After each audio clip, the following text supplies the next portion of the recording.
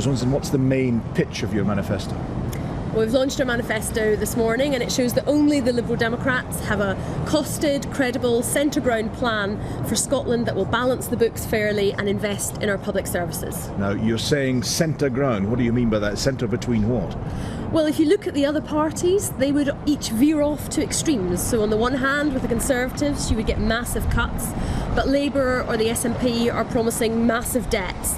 It's only the Liberal Democrats that has a credible and costed plan to balance the books fairly, which enables us to also invest in our public services such as education and our NHS. You're a government in the coalition UK government. Do you feel that your party has benefited? I know this, you'll say this is not the reason for entering, you entered to serve, and I appreciate that, but do you feel your party has benefited electorally or suffered from that coalition? Well, having Liberal Democrats in government has enabled us to cut tax for working people, to boost the state pension, and to invest more funds in education for the poorest pupils and in early years education. So we've been able to deliver on Liberal Democrat priorities and show that Liberal Democrats in government can be trusted to take the responsible decisions on the economy. We now have growth back in our economy. We have 174,000 new jobs in Scotland and record employment levels. So that is working. But that recovery is fragile, and that's why you need the Liberal Democrats with our sensible and responsible approach to having a stronger economy and also a fairer society. And you're now ready, willing and able to go back into coalition with whomsoever the voters decree? Well, we're campaigning hard in this election for every Liberal Democrat vote and every Liberal Democrat seat, because the more Liberal Democrats we have, the more influence that we will have in the next Parliament. But it is obviously up to the voters to decide what the outcome of the election will be, and it increasingly looks like there will not be any one party that will have a majority. And of course Liberal Democrats, rather than veering off to either extreme of left or right, such as UKIP or the SNP would do, with extra borrowing or extra cuts which would be bad for our economy, it's Liberal Democrats that would pursue a centre path to stay on track for our economic recovery, making sure that we have that economic recovery and do so fairly by balancing the books and investing in public services. But you rule out working with the SNP at Westminster?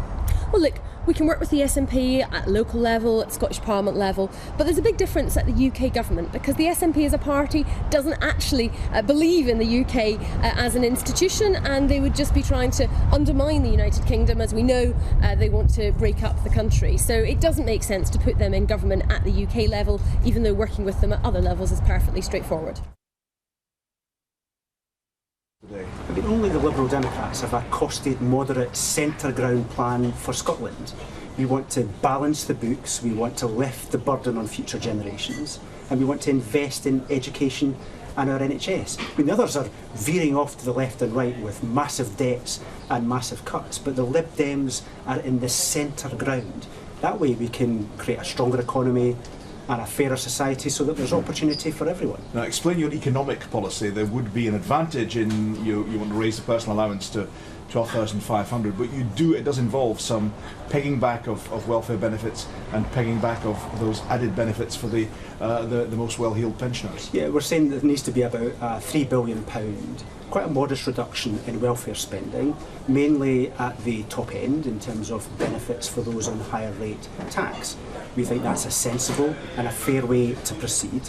We also think there needs to be significant tax increases of around about £5 billion, £6 billion in terms of a mansion tax, but also a corporation tax on the back. So we think that's a fair way, a balanced way to do it, where you increase tax, but you also cut spending in a sensible way. That way we can get the books back into balance, which lifts the burden on future generations. We can't leave the future generations with the debt of today. That would be unfair to them. And those welfare, the welfare cap is capped at 1% on working age benefits. What do you make of that? I think, again, that's a moderate, sensible way to proceed, not the £12 billion cuts that the Tories have said they want to do, but are unable to explain how they're going to do it.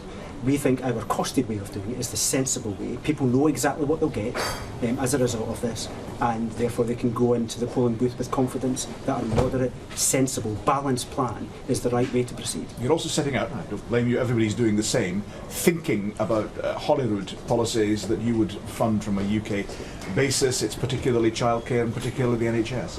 Yeah, we think, the NHS is under extraordinary pressure. We've seen that here in Scotland. In fact, the SNP took their eye off the ball during the referendum, and as a result we've seen great difficulties in the NHS. We need to invest more in the NHS in Scotland, £800 million. But we also need to rebalance the support that's available within the NHS. Mental health patients, people who are suffering from mental health conditions, need that extra support.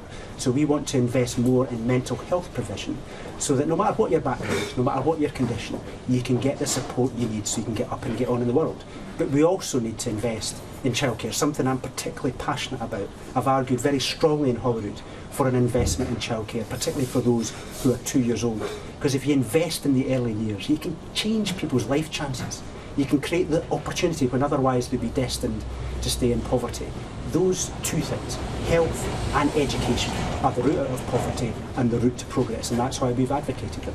Talking about electoral outcomes, you've been in coalition, your party's been in coalition for 5 years with the Conservatives.